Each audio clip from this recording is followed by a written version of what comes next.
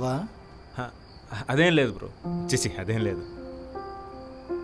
నువ్వు అబద్ధం చెప్పినా నీ కళ్ళు అబద్ధం చెప్పట్లే. అది కంట్లో తుంపడడం వల్ల కొంచెం వాటర్ వస్తుంది అంతే.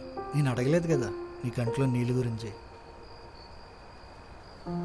నాకు తెలుసు బ్రో నువ్వు తను లవ్ చేస్తున్నావని.